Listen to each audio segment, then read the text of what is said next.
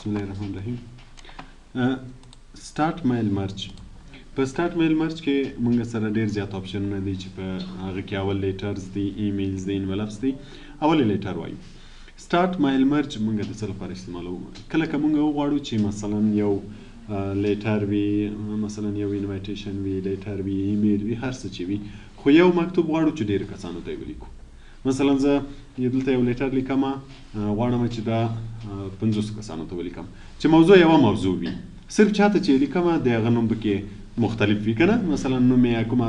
تغییرات چې زه راولم هغه شیان تغییر وي، خو مکتوب یو مکتوب وي، او لیکم یم څو کسانو ته، مثلا 50 کسانو ته یا 100 کسانو ته، داسې ډېر تعداد کې. په هغه صورت کې چې دا بیا موږ له میل مرج نه استفاده کوو. که چېرته موږ میل مرج نه استفاده ونه کړو، راسه نه یې دلته ولیکو. مثلا ما دلته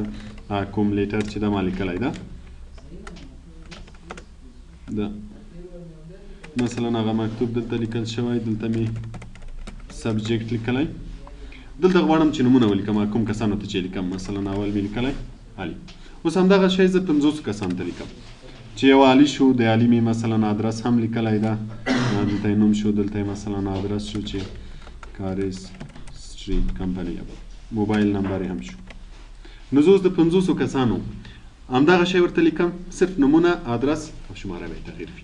نو زه به د 50 کسانو ته څنګه کوم؟ که چېرته زه کاپي پیسټ وکړم، مثلا دا ټول سلیکټ کړم، کاپي یې کړم او لاندې صفحې ته لاړ شم، پیسټ یې کړم، دلته راشم، نوم بدل کړم، دا بدل کړم، دا بدل کړم، بل کس ته بیا زه به څو واره دا کار کوم؟ 50 واره به زه دا کار کوم، تر څو د هر یو نوم ولیکم. نو بیا که ما 50 واره دا پوره کړو، هغه وروسته که چېرته کوم تغییر راځي، مثلا موږ دې لیټر ته ګورو، کوم ځای هم پکې اشتباه کړی وي چې والا دا ځای باید ترې پاک شي، دا شی باید ترې ایسته شي، دا ځای مې ترې ایسته کړو. نو اوس به بیا زه څه کوم؟ 50 واړو کې به دا کار کوم، ټولو ته به ځم دا شی ایسته کوم. که کوم شی پکې اضافه کوم له هغه نه وروسته، مثلا ما 50 واړو ته ولیکل، هغه نه وروسته زه یو جمله پکې اضافه کوم، نو زه به څه کار کوم؟ 50 واړو کې به اضافه کوم. داسې به ګورو موږ تاسو ته څومره مشکل شي که نه. نو په هغه صورت کې چې دا موږ تاسې له میل مرج نه استفاده کوو. دا یو شی لیکو، دا یو لیټر، دا نور نه لیکو. ګوره دا به زه فعلا پاک کړم، دا یو به ولیکو، دا نوم دا شی هم فعلا نه لیکو، ځای خالي پرېږدو. دا کوم شی چې موږ غواړو، دا کوم مکتوب چې د ټولو لپاره نوشته شي، همدا پرېږدو، نور څه نه. له هغه نه وروسته راځو موږ تاسې دلته لیټرز که انتخاب کو، نو دومره خاص تغییر به رانشي، خو موږ تاسې به دلته لیست بیا جوړو. څنګه چې لیټر انتخاب کړو، له هغه نه وروسته به لیست جوړو. دلته ګوره موږ تاسې 3 آپشنونه لرو. یو ټایپ ا نیو لیست، چې نوی لیست ټایپ کو، جوړی کو. یو یوز ان ایگزیسټینګ لیست، که چېرې موږ تاسو سره لیست مخکې موجود وي، یعنی مخکې م جوړ کړی وي، غواړو چې هغه لیست نه استفاده وکړو، بیا دا یو استعمالوو.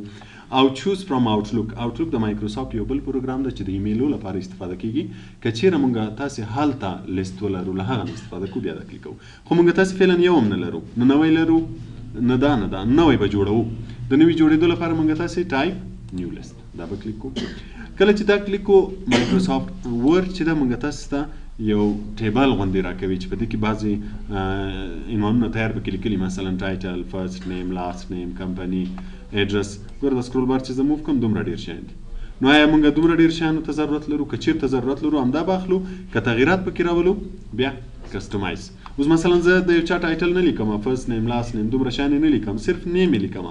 یا موبایل نمبر یې لیکم یا ادرس یې لیکم. نو دومره ډېر شیانو ته ضرورت نه لرم. نو بیا به دا څه کوو چې ډیلیټ به یې کوو یا به یې رینیم کوو. رینیم مطلب چې نوم یې ورته بدل کوو، ډیلیټ مطلب چې ډیلیټ یې کوو. بعضې به ډیلیټ کوو، دا به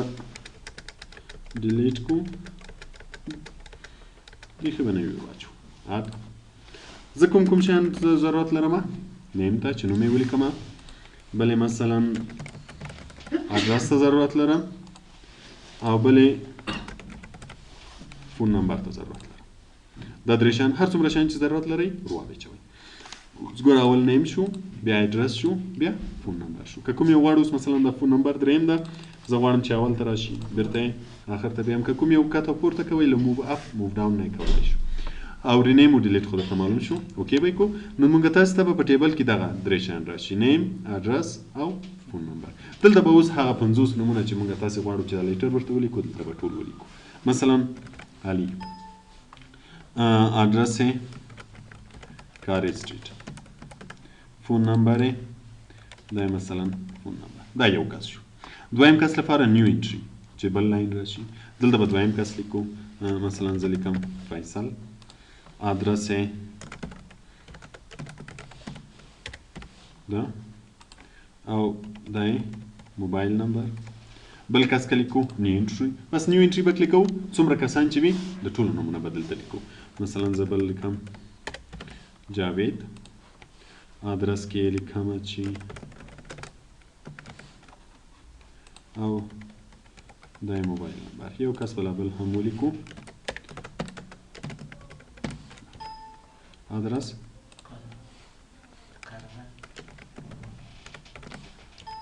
موبایل نمبر دا موبایل نمبر صحیح شو نو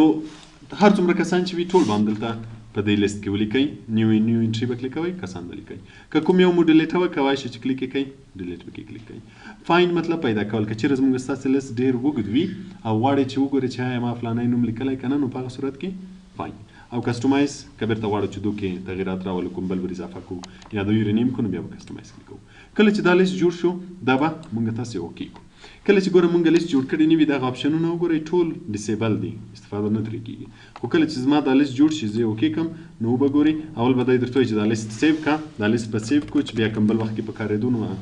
مونږ ته بیا د جوړېدو ضرورت نه وي یو نوم به دلته ورکوئ سیو به یې کوئ دا به سیو شي اوس به وګورئ دا به ټول فعاله شي نو چې کله فعاله شول کوم بیرته غوښتل چې دا لیست بدل کړئ مثلا بعضې تغیرات پکې راولئ نو بیا ایډیټ ریسیپینټ لیست به کلیک کوئ هغه نومان به ټول دلته راشي مثلا که غواړئ چې چاته پکې ونې لیکل شي ټیک مارک یې ایسته کوئ ټیک مارک یې بیرته کلیک کوئ نو کوم بعضې تغیرات پکې راوستل ایډیټ به کلیک کوئ اوکې به د هغه نه وروسته موږ تاسې دلته انسرټ مرج فیلډ لرو نوم موږ چېرته لیکو مثلا دغه ځای کې ما نوم لیکو دلته به کلیک کې انسرټ کې ګوره هغه درې فیلډ چې موږ اډ کړي وه درې واړه دلته شته نو اول غواړم چې نوم راشي لاندې ترې ادرس راشي له هغه نه لاندې بیا فون راشي درې واړه مې دلته ولیکل که ګورئ چې اوس دلته کوم کوم نومان موجود وه نو بیا پریویو ریزلټ کلیکوای شئ تر څو یې دلته وښیي اوس ګوره دا کوم کس و دا دویم کس ده نوم یې فیصل ده زه له دې ځای نه بدلوای شم اول کس څوک ده علي دویم فیصل جاوید داود آخري کس داود نه که دغه کلیکم اول کس به راته وښیي علي او که دا کلیکم آخر کس به راته وښیي آخري څلورم داود ده نو که غواړئ چې دلته یې وګورئ نو پریویو کلیکه له دې ځای نه یو کلیک کله چې د وم کتل هغه نه وروسته اوس چې غواړئ چې هر یوه ته جدا جدا ولیکل شي په هغه صورت کې فینیشډ اینډ مرج دا به کلیک کوئ که غواړئ چې راسن پرنټ شي نو پرنټ ډاکومنټ به کلیکوئ که غواړئ چې ایمیل کې واستوئ دا او که غواړئ چې فعلا هر یو جدا جدا صفحه کې راشي نو دا یو اول به دا کلیک کوئ ایډیټ انډیویژوال ډاکومنټس چې هر یو په جدا صفحه کې راشي دلته درته وایي چې مرج ریکارډ آل آیا غواړئ چې دا څلور واړه ریکارډ ټول راشي کرنټ ریکارډ صرف دی فرام شماره ورکوي مثلا څلور کسه دي زه غواړم چې دوه کسو ته ولیکل شي نو ورته وایم چې له اول نه تر دویم کسه دو ته دې ولیکل شي نور ته مثلا 50 کسه وي زه ورته وایم چې له اول نه تر شلمه پورې دې ورته ولیکل شي نور ته دې نه لیکل کېږي او کوم ټول غوښتل فعلا به لیکو اوکې به یې کوو اوس وګوره نوې صفحه کې اول کس علي ادرس کاري سټریټ شماره ده لاندې کرا شو دویم فیصل دریم څلورم همداسې چې هر څومره کسان مونږ لیست کې اچولي ټولو ته به جدا جدا ولیکل شي که چېرې مونږ تغییر راوستو اوس مثلا زه غواړم چې بعضې جملې دلته بدلې کړم بعضې ور اضافه کړم بعضې کمې کړم څه به وکړئ صرف دا به کلوز کړئ هېڅ یې سیف کوی هم دا بل ګوره مونږ سره دلته شته هغه وینې نوي فایل کې راغلی و دا شی دلته شته تغییرات به پکې راولو مثلا زه دلته یو دوه جملې ور اضافه کوم دغه دوه جملې به کاپي کړم دلته به ور اضافه کړم دلته مثلا یو څه تغییرات مې راوستل یو څه مې کم کړل یو څه مې اضافه کړل اوس غواړم چې بیا دغه لیست ته ټولو ته همدا شی ولیکل شي بیا به مرج کلیک کوئ ایډیټ انډیویژوال ډاکومنټس اوس به وګورئ ټولو ته به همدا شی لیکلی وي یا مثلا نور تغییرات راولم دا بیرته نه سیف کوم مثلا پیج ته بارډر ورکوم مثلا هر تغییر چې وغواړئ مثلا دا غواړم چې بولډ ایټالیک یې کړم لږې ډبل کړم لږې سایز ورته زیات کړم په دو کې بعضې تغییرات راولم هر تغییر چې مې راوسته له تغییر نه وروسته به بیا پریفرنس ته راشئ میلینګس ته او دلته به بیا دا یو کلیک کوئ ایډیټ انډیویژوال آل اوس به ګورئ ټولو ته به همدا شی لیکلی وي نو دې ته مرج وایي که کله مونږ تاسې غوښتل چې یو لیټر یا یو موضوع څو کسانو ته ولیکو نو اول کار به زموږ ستاسې لیټرز به انتخابو له هغه نه وروسته به په دې ځای کې ټایپ نیو لیست جوړوو